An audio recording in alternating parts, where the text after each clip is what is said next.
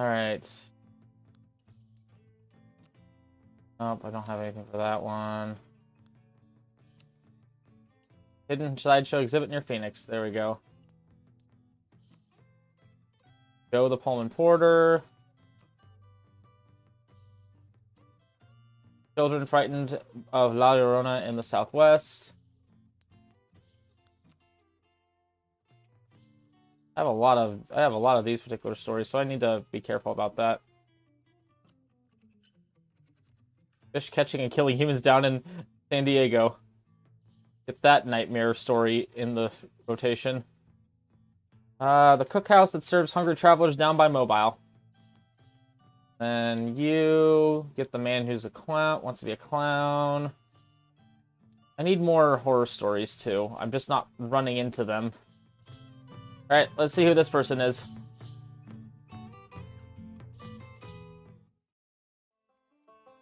Bertha, where the four winds dwell. You been in California long? It's been a few years for me, but they still call me Okie. I came west when our farm stopped growing anything but a crop of dust. But when we got here, there were so many others here before us. Maybe you've got less need behind you. I hope so, for your sake. Been so long since I last chuckled, I'm not sure my mouth can do it anymore. Can you tell me a story that'll make me laugh? Probably not, because I want to tell you a story about a VW bus parked and empty around San Antonio, because if I remember correctly, that was a horrifying story. Oh, come on. That didn't really happen. Death. Yeah, I've seen death.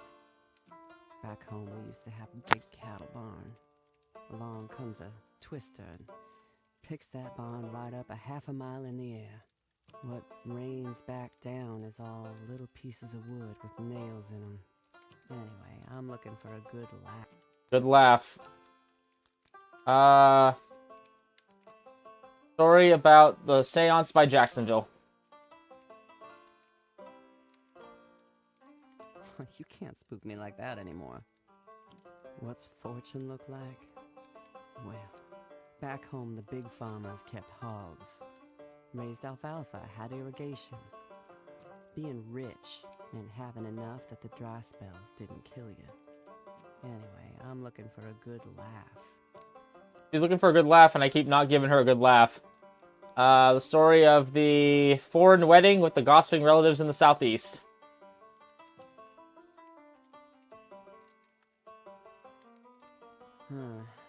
That hope doesn't ring true to me. I had trust. The way my mother raised me. Someone comes to your door, you give them a bite to eat and a place to sit down. Made me think the world was full of people who'd do that for you. But when the dust starts blowing off the ground, the hospitality goes away with it. Yep, in a lot of situations, it's really hard for people to maintain that hospitable, generous nature when they're the ones that are suffering. Really hard. I had to learn no one was gonna do that for me, and I couldn't afford to do it for them either. Pragmatism. Been so long since I last chuckled. Another jokey one. The Deads. Let's go with the cookhouse that serves hungry travelers down by Mobile, and the woman burned to death. Are you trying to spook me with that? Traps? The whole world's a trap. There's so many ways for something to go wrong. Something always does. You spilled a gallon of cream you meant to sell for groceries. Your mare takes sick. Hail kills the harvest. Banks and the landlords pretend that was your fault, like you did it to yourself. But there was never any way out of it.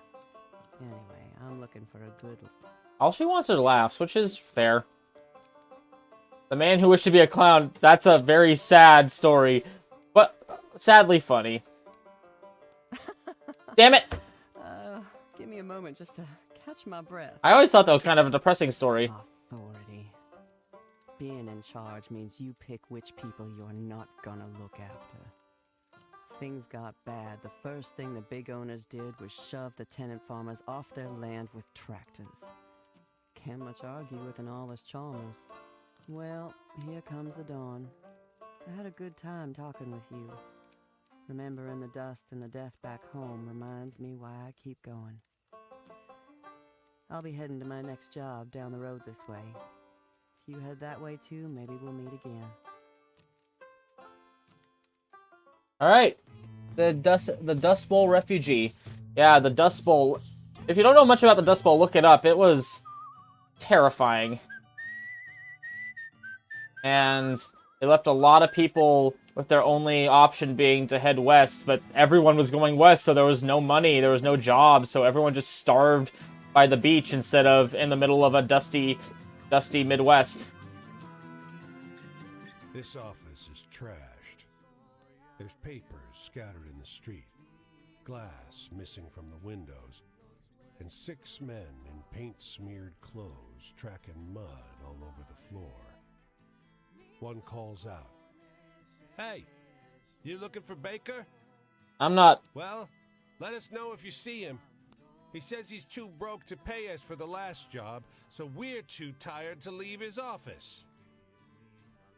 The thought strikes him, and he holds up $1. "You got time to get us lunch?" Sure. Halfway to the sandwich shop, 2 cops stop you. They fish the $1 out of your pocket, plus a little extra. "We're doing you a favor," one laughs. "Keep out of this. Those wise asses don't need lunch. We got guys coming to pick them up." The shady painters who asked a favor. I mean, that's rude. Now I gotta go back to now I gotta go back to LA and try to get some money. How rude.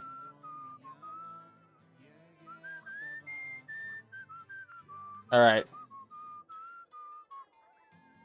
All right. LA, baby.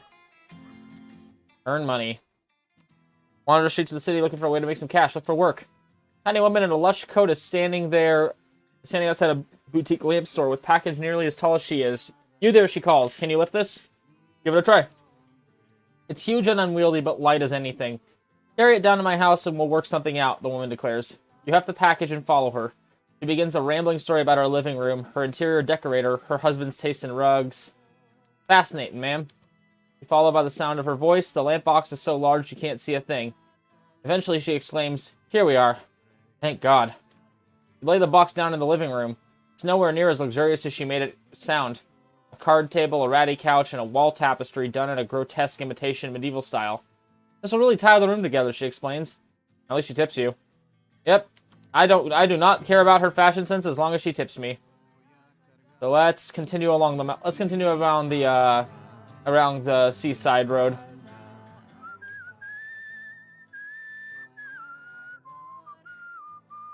At some point I should probably do like a road trip down Route 66 in the game and in real life too.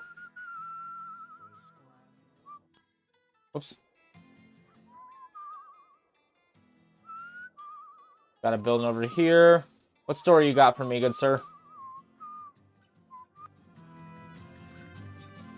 He's seen better days. What happened? Oh my God, this poor bull. Hard times all over, the bull says archly, with what seems to you an aristocratic air. Its blood still fresh pools around your feet. Man, so many bulls in this game just talk at me. You gonna touch the blood? You dip a finger in. Yes, go on, sighs the bull. Why not? It soaks through your skin as if you were made of tissue. And it strikes you all of a sudden. You've never felt this good in your life. Sensing your astonishment, the bull just rolls its eyes. Move on. The stabbed and bleeding bull, just randomly there, talking and letting people rejuvenate themselves from its blood. Huh. This place, America's a weird place. Good thing I'm an Alaskan.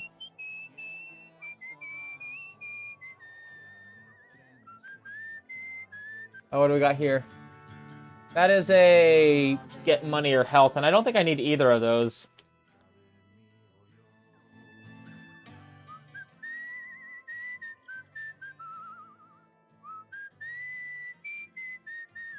We're about to leave South California and head up towards the north, so San Francisco should be up here, right? Oh, we're going into the west. Finally. Gonna change the music? Ooh, I like this music. This is some good music. Let's check it out. Bang. The screen door clangs in the wind. Downstairs, you hear low murmurs. The wind again? Or voices? You were sure this house was deserted. Investigate. In the living room, two young women are entwined atop a sleeping bag. One has her hands tangled in the other's bright red hair.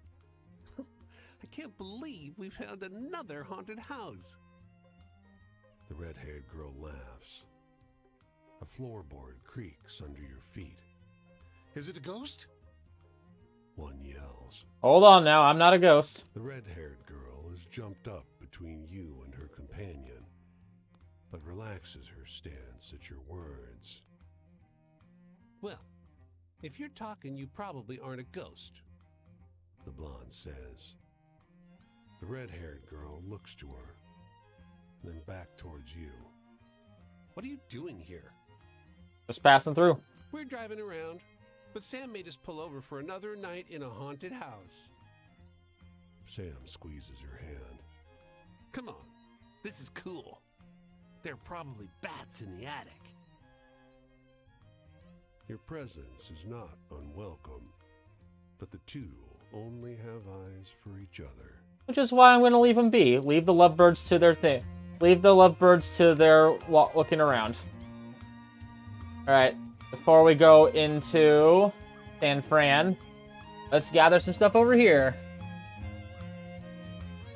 And let's go get the story over here. Might as well. It's pretty close by.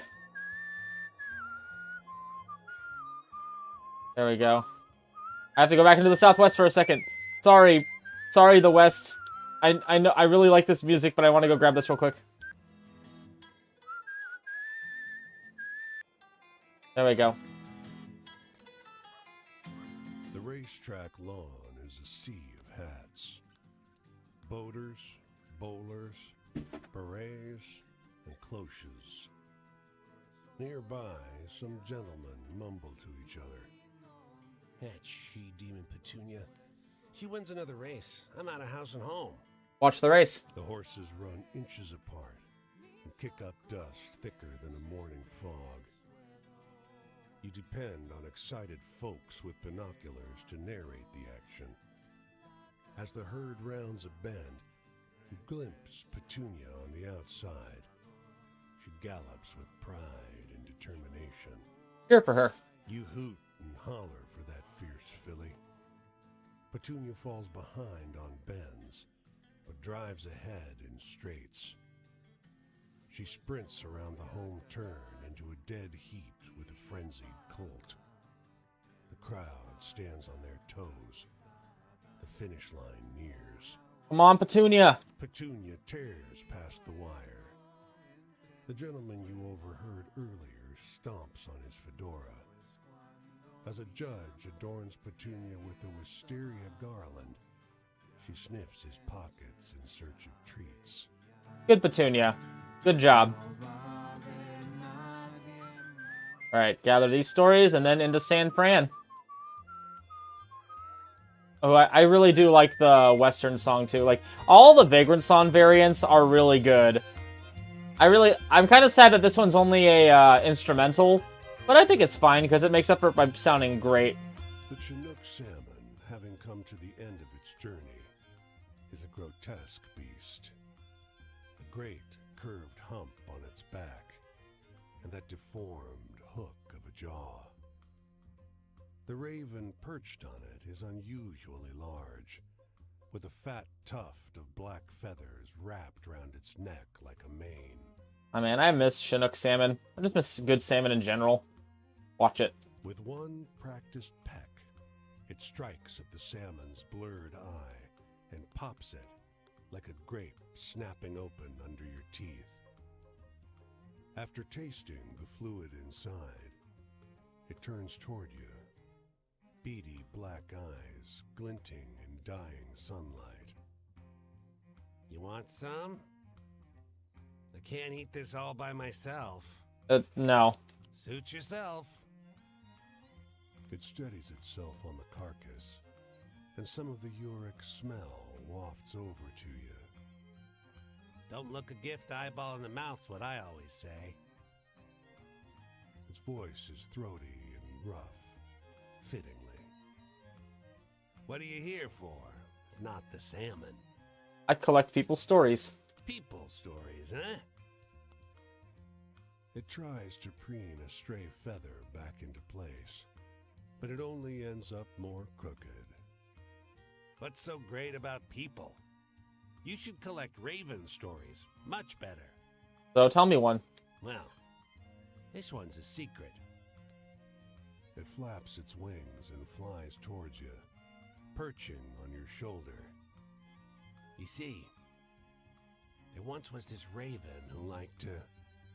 And then, instead of finishing his thought, he just snaps at your eye with that sharp needle of a beak. What a dick.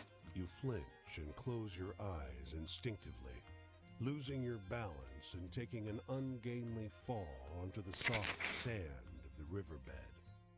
Ha! Cries the raven, once again perched on the dead salmon. People always fall for it.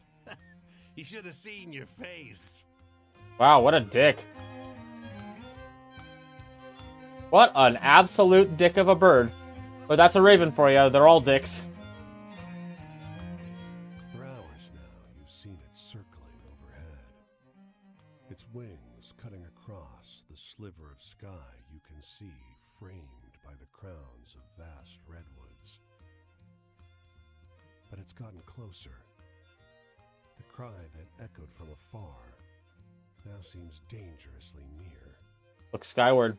And suddenly, the eagle swoops down, claws splayed before it, wings spreading into a crescent of knife-sharp feathers. Run for cover. You scramble away from the road, seeking shelter under one of the large trees.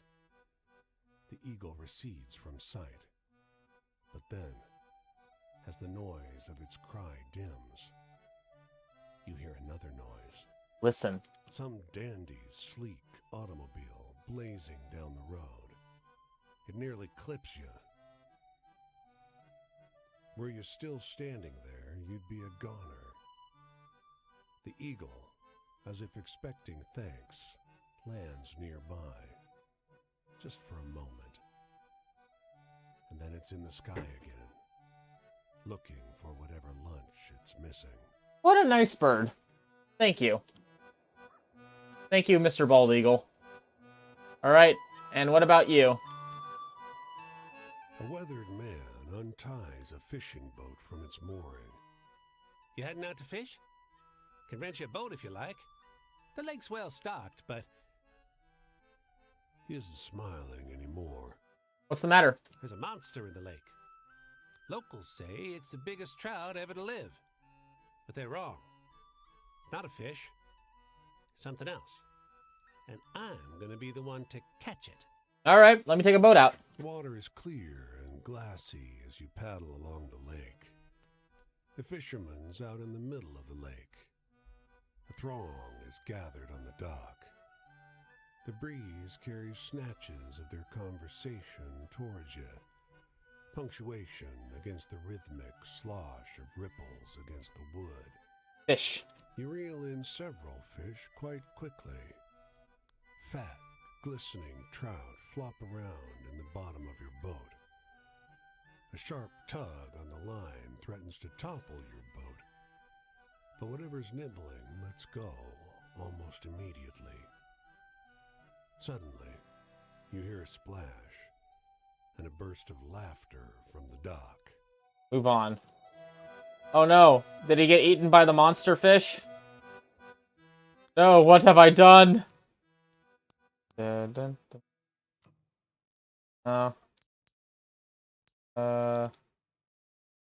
Nope. Just for when I get to the next person. the story to tell.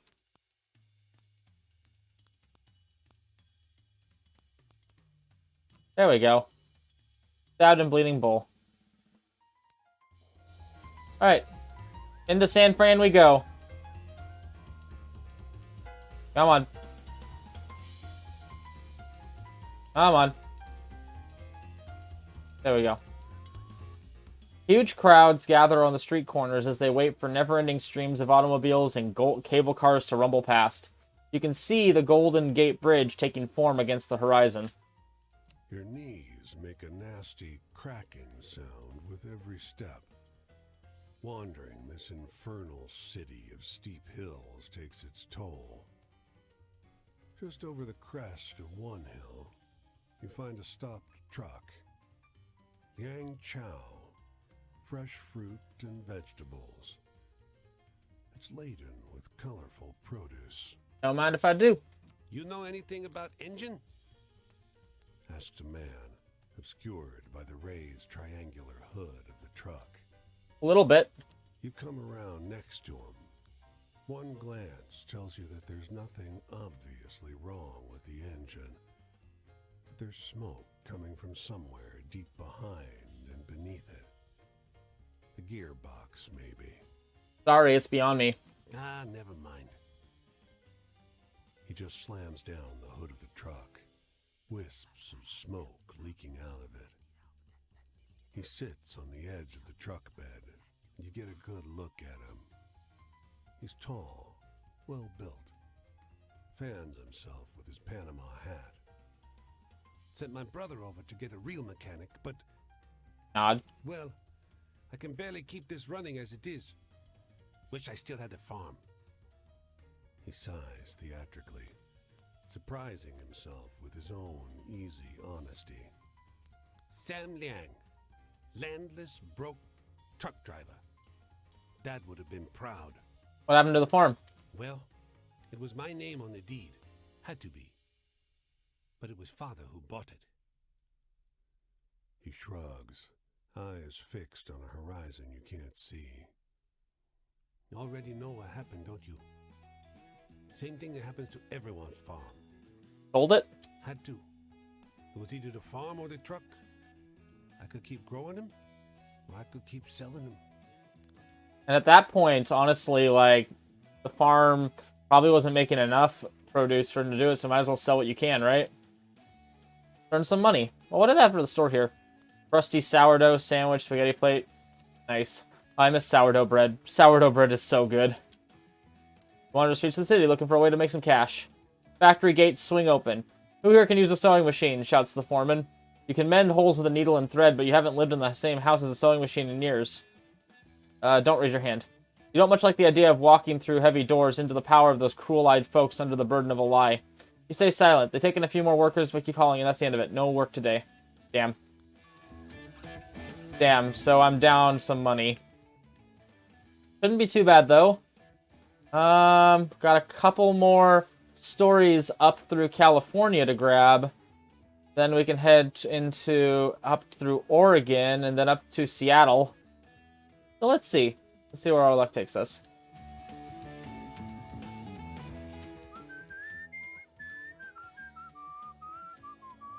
I love that each region has its own nice little, unique, like, musical feel to it, too. And it looks nice, too.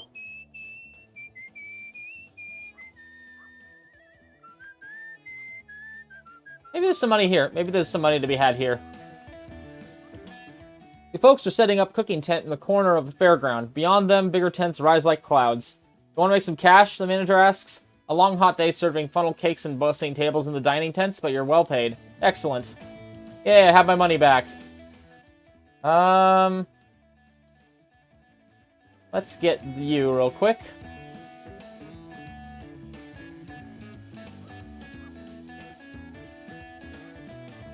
Good music. What do we got here? The creature looms in an evergreen clearing, blood spattered around its maw, one enormous paw still buried in the flesh of the man sprawled beneath it.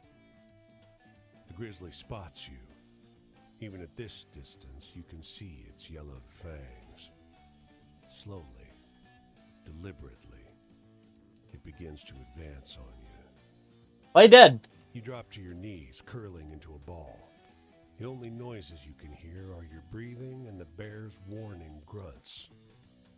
The bear's rancid breath is hot on your neck as it sniffs you. Alright, 1 second. After what feels like an eternity, it wanders away.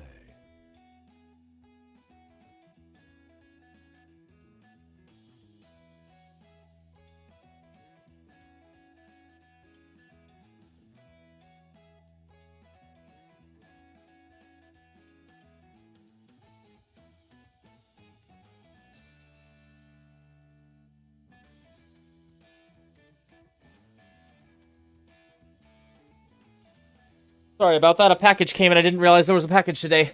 Well, there's a bear. Let's wait to be sure. You remain still as the light fades. Eventually, you dare to move. It's just you and the dead man in the clearing. It looks dressed for a day foreclosing property, not trudging through the forest. The company here is unsettling, with him dead, and you playing so. Oh god, that bear. The bear that preys on travelers. Let's get you over here in the Rockies.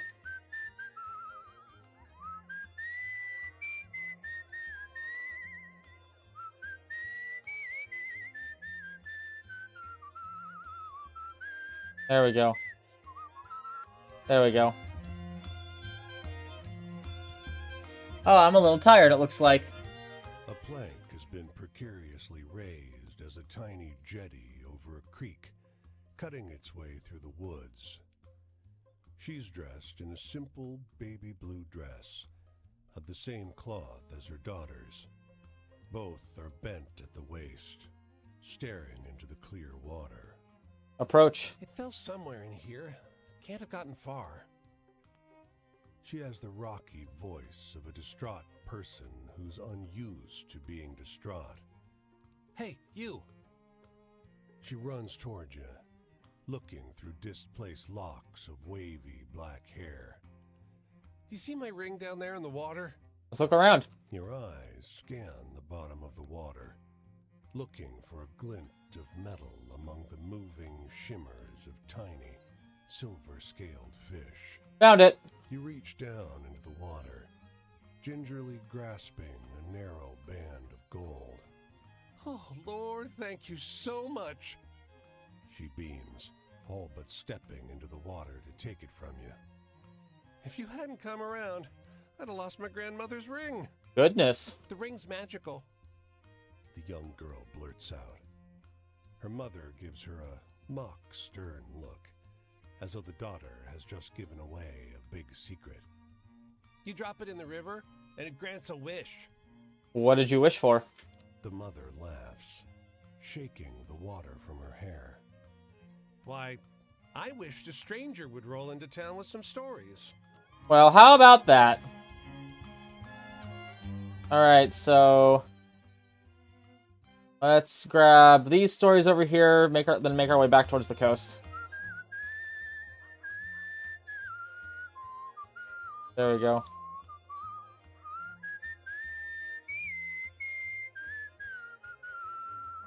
There you go. Let's see if this gives me something to rest with. School's sports shed is unlocked. Bunch of dirty baseballs, blah, blah, blah. Money, but no rest. Do I start loot? What does the rest give me, honestly, though? Fog fills the margins of redwoods, vanishing their high crowns. A strong musk, reminiscent of a gasoline spill, makes your eyes water. Behind distant sets of trees, a titanic silhouette lurches past. Oh, jeez. Broken lines of blood blotch the stranger's footprints. You come upon a maimed elk, whose sundered antlers have left behind patches of exposed tissue. The sediment-covered corpse seems to have been dragged some considerable distance. Look up. The silhouette of the stranger looms at the edge of visible forest. You feel the weight of their eyes upon you. Call out. The stranger doesn't respond. They turn and walk into the fog. Okay, the stranger in the woods. Also terrifying. Got me some rest? Money. 2 good hands. A down tree is flattened his front yard and his porch too. His 2 sweaty swans are chopping it into movable pieces. You throw the logs onto the old man's cart. Lights himself for firewood, he sighs, tossing you some coins. Awesome.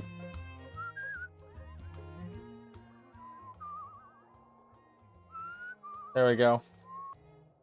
Grab you. Timber!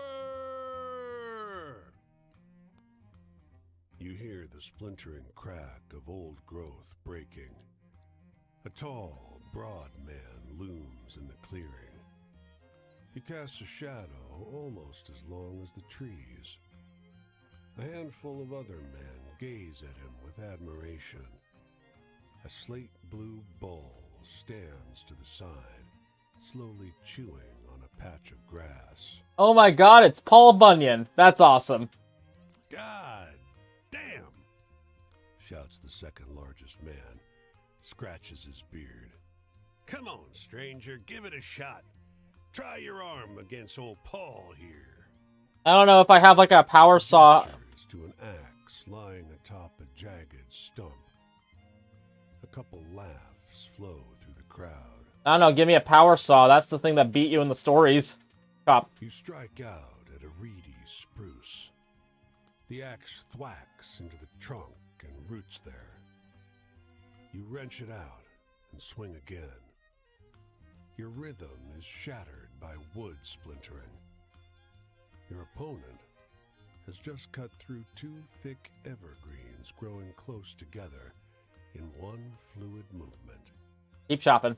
Thwack, thunk, thwack.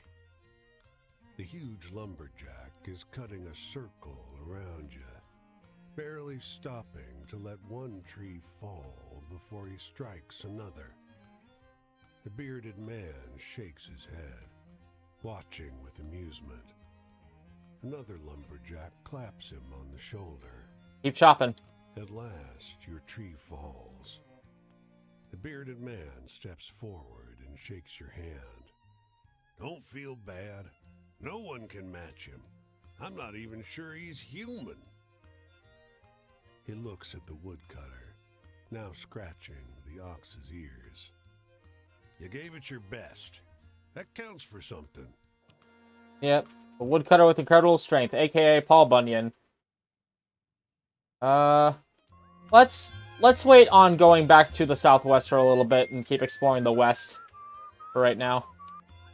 How many stories do I actually have in total now? I'm almost halfway through collecting stories. Once I do that, I can start focusing on, like, evolving them and going to talk more with the other people, getting their stories done.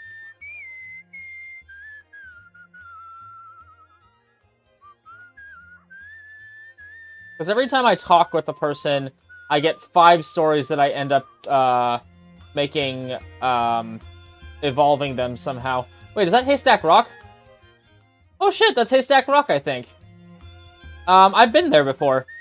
Because my mom has friends who lived in Oregon, so sometimes we'd go visit them. And they live in Seaside, which is near Anacortes, so we've seen Haystack Rock. And it's a pretty famous site in the area. But first, this lighthouse.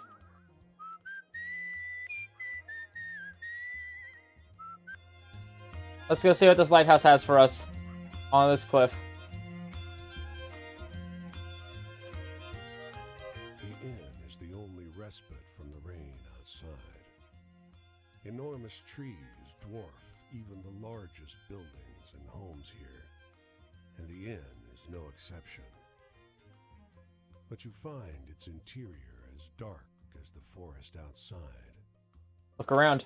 No one is behind the bar. The quiet of the night is broken by the sound of glass crashing into the floor. A huge black tomcat, its coat taking on a moonlit sheen, laps experimentally at the high-proof hooch that it just spilled.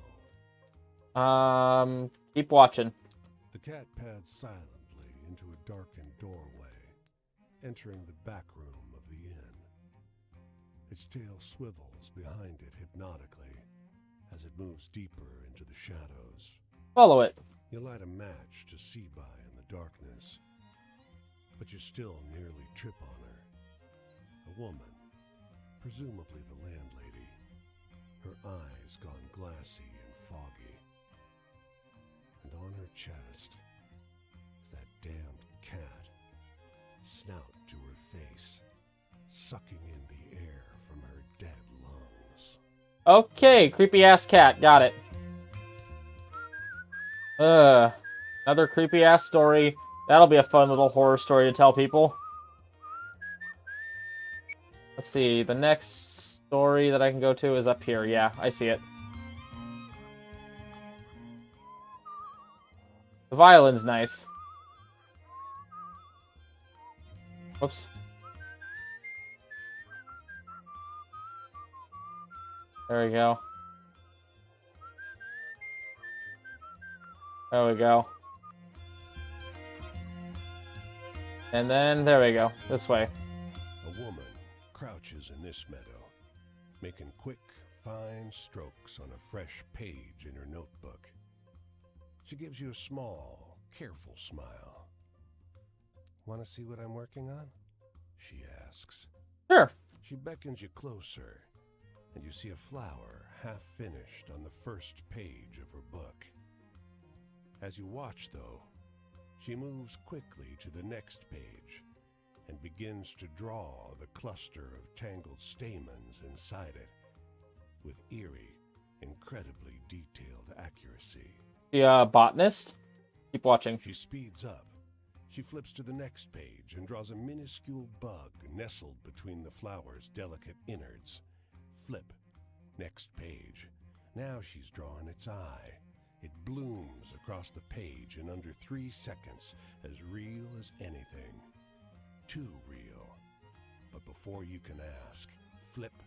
Next page. Keep watching. Now she's drawn some weird cluster of stringy filaments. Is this the surface of the bug's eye? But she's on to the next page, faster than ever. Fingers a blur as they spread a tangle of dots and lines. Your stomach somersaults. Keep watching. Flip. Next page. Dots and blurs woven together. Incoherent. Nothing you've ever seen before. You feel absolutely sick to your stomach. The woman's hand is invisible. What the fuck is going on? Flip.